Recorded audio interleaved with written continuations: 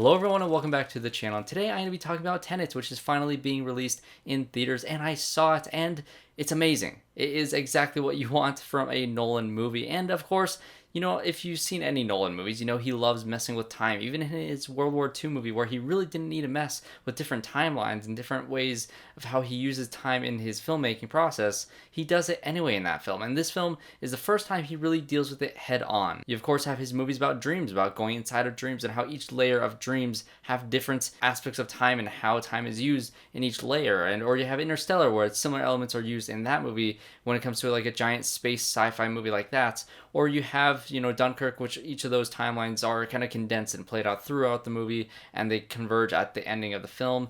And you just have, Nolan has been an expert of messing with time in all of his films, but like I said, he's never really dealt with it head on. And this movie's not time travel, as he says. It's time travel, but it's not time travel, you know, it's Nolan. He's not going to say it's time travel. It's a whole new thing, which it is. I've never seen time used in this way in any film before, and I don't want to get into any spoilers, of course, in this video, so don't worry about any of that, but it is extremely unique, and the way that he does it is incredible. And I think that's the most praiseworthy aspect of this movie, is his direction, because I don't think anyone in the entire world could have pulled off this movie besides Christopher Nolan, because of how complex it is and because of how this film, as you're watching, it really seems like, you know, this guy has been working on this for, I don't know how long he has been working on this, but he's been working on it for so long, and he has this idea and he has this story crafted in his mind so perfectly that when he makes it, when you're watching it as a viewer, you know that there is stuff in this movie that you're just not going to get after the first viewing, but you know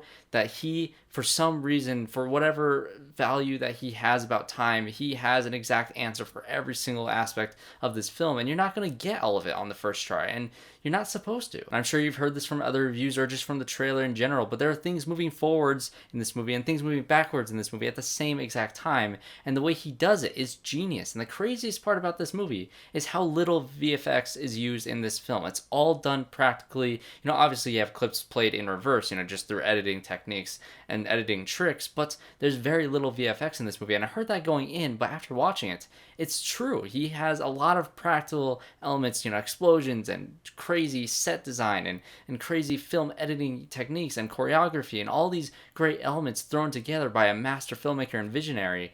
And when it's all put together like this, it's so incredible to watch, because it feels like you're watching something that's real. They're real elements. Nothing in this movie is cheated in terms of VFX, like visual CGI. I don't know any CGI that was used in this film at all. I'd be very interested in seeing some of the behind the scene features of how they pulled this thing off, but watching the film as it is done so practically, it's kind of incredible. The main protagonist of this film is quite literally named the protagonist. He doesn't have an actual name, and his character isn't really kind of explored very much at all. You get to see kind of what he does before learning of this entire world of Tenet in the opening scene, which is magnificent, by the way. This movie just starts with a punch. And John David Washington does an excellent job playing this character, but you really never get to see behind the curtains of this character, even really at all. Towards the end of the movie, you get a little bit of a sense of who this guy is, and throughout the movie, his relationship with different characters in this movie, including Robert Pattinson and Elizabeth Debicki, who are both probably my two favorite characters in this entire film, those two over John David Washington.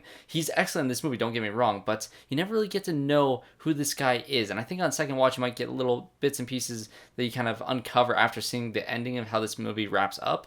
But besides that, this guy has no name. He has no real elements of his character, any backstory that is worth anything, because it's not really explored much. And that's probably my biggest, I don't like calling it a negative. It's very purposeful. He does it on purpose. He doesn't want you to really see. There's a lot of intrigue with this character, and I'm not sure completely. Like I said, during other subsequent viewings, you might get a little bit more out of this character, but it's very toned down on purpose, and I'm not quite sure what that purpose is. But then you get into Robert Pattinson and Elizabeth Debicki, who is the heart of the movie. That is Elizabeth Debicki. A lot of people are saying that, and it is completely true. Her storyline in this movie is really the only one that can truly attach yourself into. But Robert Pattinson was my favorite part of this movie. He is an excellent actor. If you guys have never seen Good Time, watch Good Time. It's on Netflix. He is incredible in that film. The Lighthouse, of course, a lot of people love The Lighthouse. That movie is so bizarre. I really like it. I need to watch it again. But he is an excellent actor, and I'm not even going to mention his earlier films, but his latest films, including The Batman, which is coming out soon, look incredible. And this movie just once again certifies that he is one of the best actors working today. And his character was very interesting to follow throughout this movie, especially with ways that things wrap up towards his character at the end. And that relationship with him and John David Washington was my favorite relationship in this movie in general. They were excellent together. They had great chemistry. The way they work together and the things that they do in this movie was awesome. This character was great. I loved him in this movie. And I think the main point of this film, besides the whole spectacle of it all and the whole unique plot devices that they use for this weird time inversion thing, which definitely is the point of the movie. The point is to see the spectacle of this giant, insane, cool concept that Nolan has crafted in his mind so expertly. That's the point of this movie. But besides that, in terms of a story level and a character level, Elizabeth Debicki and Kenneth Branagh's entire role in this film, which I don't want to really get into because I didn't know anything about it going into this movie, so I don't want you guys to know anything about it going into this movie, but that is the point and the heart and the main thing in this story. That is kind of a simple premise, and it's a simple storyline that's, we've seen it before in other movies, and to be fair, we've seen it done better in other movies, but the way they do it in this film and how it impacts everything around it and how it's really